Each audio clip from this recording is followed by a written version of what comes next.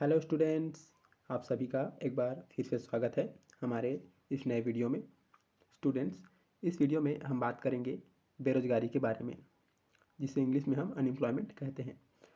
बेरोज़गारी के क्या क्या कारण होते हैं, इसके प्रकार क्या क्या होते हैं और इससे क्या क्या प्रभाव पड़ता है, इस वीडियो में हम इन सभी के बारे में बात करेंगे। तो स्टूडेंट्स, अगर आप इस चैनल पर नए हैं और वीडियो को पहली बार देख रहे हैं तो हमारे वीडियो को लाइक करें और शेयर करें और चैनल को सब्सक्राइब कर लीजिएगा। इस प्रकार की वीडियो हम और आपके लिए लाते रहते हैं। यह चैनल आपके लिए, अगर आप किसी कॉम्पिटिटिव एग्ज़ाम की तैयारी करते हैं, गवर्नमेंट एग्ज़ाम की तैयारी करते हैं या फिर आप कॉलेज या स्कूल के स्टूडेंट हैं, तो यह वीडियो आपके लिए और ये चैनल भी आपके लिए काफ़ी यूज़फुल है। हम आपके लिए इम्पोर्टेंट वीडियो इसमें लाते रहते हैं।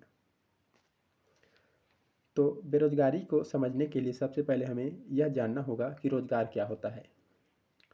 रोज़गार का मतलब है कि एक व्यक्ति जो अपनी नौकरी को सही तरीके से करता है और उसे अपनी नौकरी के लिए जिस उसके काम के लिए जो आय मिल रही होती है, अगर यह सिलसिला चलता रहता है, वह अपनी नौकरी करता है और उसे उस नौकरी के बदले में उसकी आय, उसके पैसे मिलते हैं, तो इसे हम रोज़गार कहते हैं।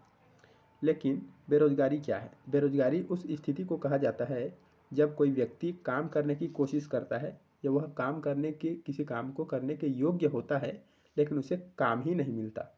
तो इस स्थिति को क्या कहते हैं? बेरोज़गारी कहते हैं। और ये बेरोज़गारी की समस्या जो है वो बहुत ही गंभीर समस्या होती है। यह न सिर्फ देश की आर्थिक वृद्धि को प्रभावित करती है, बल्कि लोगों के जीवन स्तर पर भी इसका गहरा असर पड़ता है। आज हम जानेंगे कि बेरोज़गारी के विभिन्न पहलू क्या क्या है, इसके प्रकार क्या है, कारण क्या है और आर्थिक प्रभाव क्या क्या होते हैं। सबसे पहले हम बात करते हैं बेरोज़गारी के प्रकार पर। बेरोज़गारी कितने प्रकार की होती है? पहला है इसमें घर्षणात्मक बेरोज़गारी। यह बेरोज़गारी तब होती है जब एक व्यक्ति अपनी पुरानी नौकरी को छोड़ता है और किसी दूसरी नौकरी की तलाश में रहता है। यह अस्थायी होती है और इसमें थोड़ा सा समय ही लगता है। अगर कोई व्यक्ति अपनी वर्तमान नौकरी छोड़कर नई नौकरी की तलाश कर रहा है तो उसे नौकरी मिलने में समय लग सकता है।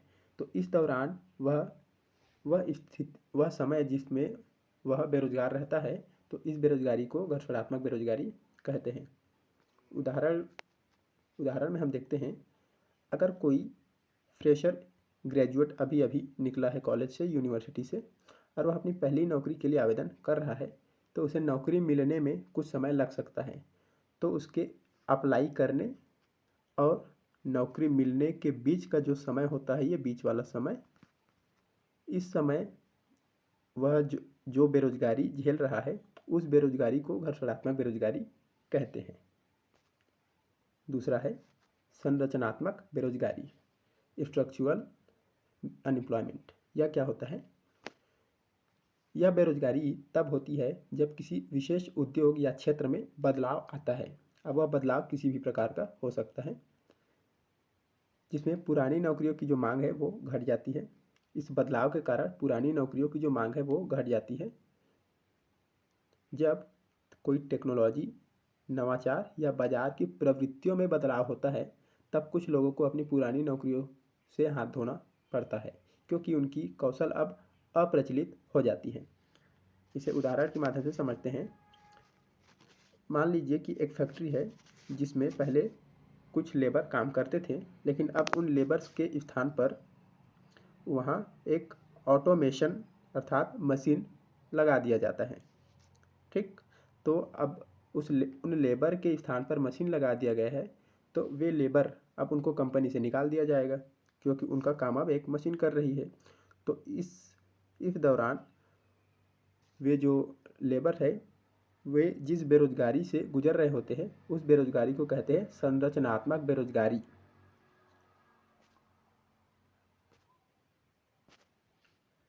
अगला है हमारा संचयी बेरोजगारी। संचयी बेरोजगारी क्या होती है?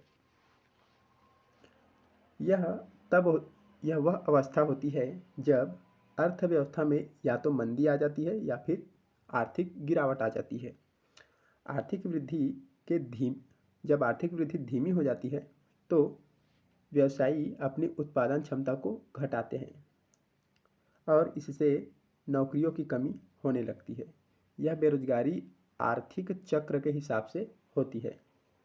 उदाहरण से समझते हैं। 2008 के वैश्विक वित्तीय संकट के दौरान कई कंपनियों ने अपने कर्मचारियों को निकाला क्योंकि मांग कम हो गई थी। जब डिमांड कम हो गई तब जो व्यवसायी है उन्होंने अपना प्रोडक्शन भी कम कर दिया, और जब प्रोडक्शन कम किया तो जो अधिक कर्मचारी उनके कंपनी में लगे हुए थे उन कर्मचारियों को निकालना पड़ा। तो इस प्रकार वे कर्मचारी जिस बेरोजगारी की स्थिति से गुजर रहे थे उस बेरोजगारी को संचयी बेरोजगारी की स्थिति कहते हैं। अगला है इसमें मौसमी बेरोजगारी, सीजनल अनएम्प्लॉयमेंट। ये क्या होता है? मौसमी बेरोजगारी तब होती है जब कुछ विशेष उद्योग या नौकरियां केवल एक खास मौसम में ही सक्रिय होती हैं। अब इस प्रकार की कौन कौन सी नौकरियां होती है जो केवल एक खास मौसम में ही हो सके? तो वो होती है कृषि और पर्यटन जैसी नौकरियां या उद्योग। ये कुछ समय तक ही चलते हैं और बाकी के अन्य समय ये नहीं चलते। पूरे साल भर चलने वाली प्रक्रिया ये नहीं होती। इसके उदाहरण है, यदि एक किसान गेहूं या चावल की खेती करता है तो उसे फसल के मौसम में ही काम मिलता है और बाकी समय वह बेरोजगार हो जाता है। तो यह कहलाता है मौसमी बेरोजगारी। तो अब तक तो हमने देखे बेरोजगारी के कितने प्रकार होते हैं। इनमें हमने देखा कि बेरोजगारी के प्रकार कौन कौन से हैं। तो पहला है घर्षणात्मक बेरोजगारी, दूसरा संरचनात्मक बेरोजगारी, तीसरा संचयी बेरोजगारी और चौथा जो है वो है मौसमी बेरोजगारी। अब देखते हैं हम बेरोजगारी के क्या क्या कारण है, क्या क्या कारण इसके लिए हो सकते हैं। पहला इसका रीजन होता है आर्थिक मंदी। जब अर्थव्यवस्था धीमी हो जाती है या मंदी आ जाती है तो बाजार में डिमांड कम हो जाती है और व्यवसायियों को उत्पादन में कटौती करनी पड़ती है। जो बिजनेसमैन होते हैं वे प्रोडक्शन में कमी कर देते हैं। इससे बेरोजगारी बढ़ जाती है क्योंकि जो लोग अपनी नौकरियों को खो देते हैं, क्योंकि इससे बहुत से लोगों की नौकरी चली जाती है और वे बेरोजगारी की स्थिति में आ जाते हैं। तो आर्थिक मंदी भी बेरोजगारी का एक कारण होता है। उदाहरण के लिए 2020 में कोविड-19 महामारी ने विश्व की पूरी अर्थव्यवस्था को प्रभावित किया और कई लोगों को अपनी नौकरी खोनी पड़ी। तो यह एक आर्थिक मंदी का दौर था। तो आर्थिक मंदी से बेरोजगारी में वृद्धि होती है। आर्थिक मंदी से बेरोजगारी में वृद्धि होती है। दूसरा है प्रौद्योगिकी में उन्नति। जब टेक्नोलॉजी एडवांस होता जाता है तब क्या होता है? जैसे जैसे टेक्नोलॉजी आगे बढ़ती है पुरानी टेक्नोलॉजी का काम करना बंद हो जाता है और नए नए स्किल्स की मांग बढ़ जाती है। इससे वे लोग बेरोजगार हो जाते हैं जिनके पास नए कौशल नहीं होते, जो पुराने स्किल्स के साथ ही काम करने वाले होते हैं। तो टेक्नोलॉजी में वृद्धि से जब टेक्नोलॉजी धीरे धीरे एडवांस होता है तब भी बेरोजगारी बढ़ती है। उदाहरण के लिए पहले कॉल सेंटरों में मैनुअल टेलीफोन सिस्टम का उपयोग होता था, लेकिन अब ऑटोमेटिक और एआई, जिसे आर्टिफिशियल इंटेलिजेंस कहते हैं, इन्होंने इसका स्थान ले लिया है, जिससे बहुत से लोगों की नौकरी चली गई और इससे बेरोजगारी की स्थिति उत्पन्न हो गई। तो टेक्नोलॉजी में जैसे जैसे डेवलपमेंट होता है और उस हिसाब से अगर स्किल में डेवलपमेंट नहीं होता तो बेरोजगारी की स्थिति उत्पन्न हो जाती है। अगला है लैक ऑफ एजुकेशन और स्किल्स, शिक्षा या कौशल की कमी। जब लोग अपनी शिक्षा और कौशल को अपडेट नहीं करते, पुराने वर्जन में ही काम करते रहते हैं, उसको अपडेट नहीं करते, तो उन्हें जो मॉडर्न उद्योग होते हैं उनमें काम कर पाना मुश्किल हो जाता है। जैसे एक व्यक्ति जिसने केवल हाई स्कूल पास किया है, उसे उच्च तकनीकी उद्योगों में काम करा पाना बहुत ही मुश्किल होता है। उदाहरण के लिए देखते हैं, यदि कोई व्यक्ति, मान लीजिए कोई व्यक्ति है जो केवल बेसिक कंप्यूटर स्किल्स जानता है, तो उसे उच्च तकनीकी उद्योगों में नौकरी मिलना काफ़ी मुश्किल होता है। तो शिक्षा की कमी और कौशल की कमी से भी बेरोजगारी जो है वो बढ़ती है। अगला कारण है सरकारी नीतियाँ, गवर्नमेंट पॉलिसीज़। गवर्नमेंट के द्वारा बनाई गई पॉलिसियों के द्वारा भी बेरोजगारी में वृद्धि होती है। अब ये किस प्रकार होती है? कभी कभी सरकारी नीतियाँ भी बेरोजगारी का कारण बन जाती हैं। उच्च कर, जब टैक्स को बढ़ा दिया जाता है, या कड़ी नियमावली, रूल्स को बहुत ही कड़े कर दिए जाते हैं, कड़े नियम लगा दिए जाते हैं, और जो श्रम कानून है, व्यवसाय, उनको बहुत ही कठिनाई से लागू किया जाता है, तो ये व्यवसायी जो बिजनेसमैन होते हैं उनके लिए कठिनाई उत्पन्न करते हैं, जिससे वे नई नौकरियां उत्पन्न करने में संकोच करते हैं, और इससे इस प्रकार बेरोजगारी इससे भी बढ़ जाती है। तो सरकारी नीतियों के कारण भी बेरोजगारी में वृद्धि होती है। उदाहरण में हम देखते हैं, यदि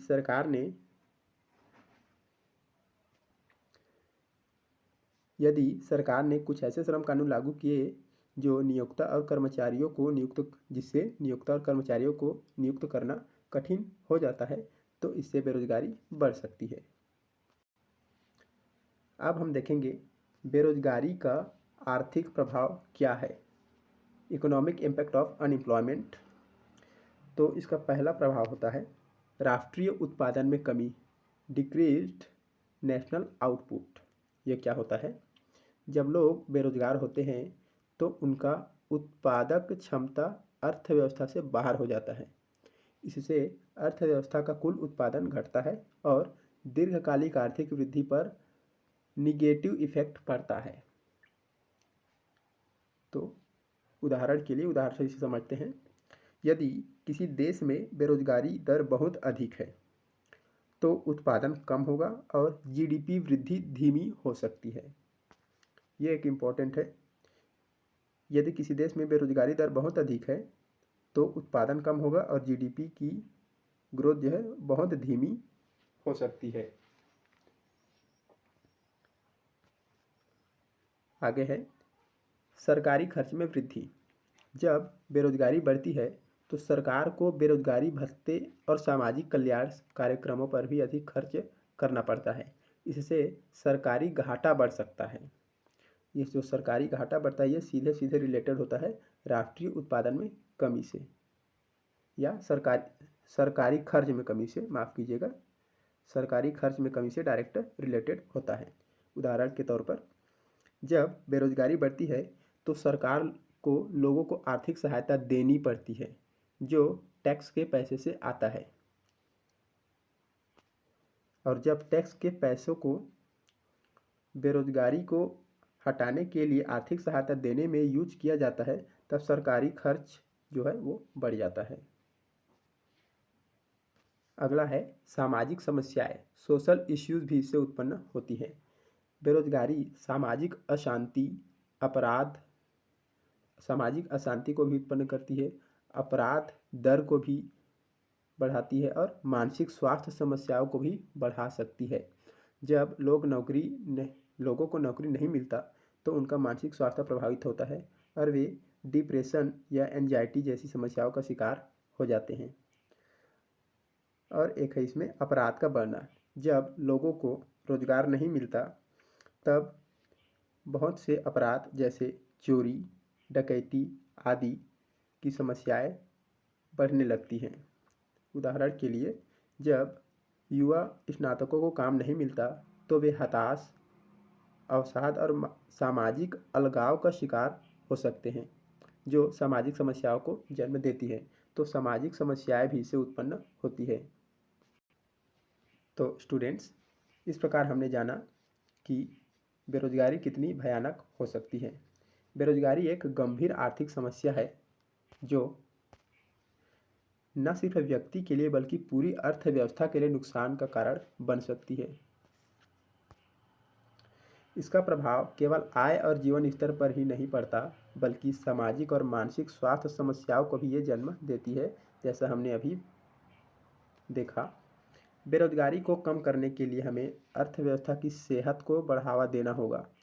लोगों को स्किल्स सिखाने होंगे और नई उद्योगों और टेक्नोलॉजियों को अपनाना होगा। यदि हम इन सभी पहलुओं पर ध्यान दें तो बेरोजगारी को कम किया जा सकता है और अर्थव्यवस्था को अच्छे तरीके से बढ़ाया जा सकता है। तो स्टूडेंट्स, यह था हमारा आज का वीडियो जिसमें हमने आपको बेरोजगारी से रिलेटेड कुछ जानकारी दी। अगर ये वीडियो आपके लिए यूज़फुल है तो और ये वीडियो आपको अच्छा लगा तो वीडियो को लाइक शेयर करें और चैनल को सब्सक्राइब करें।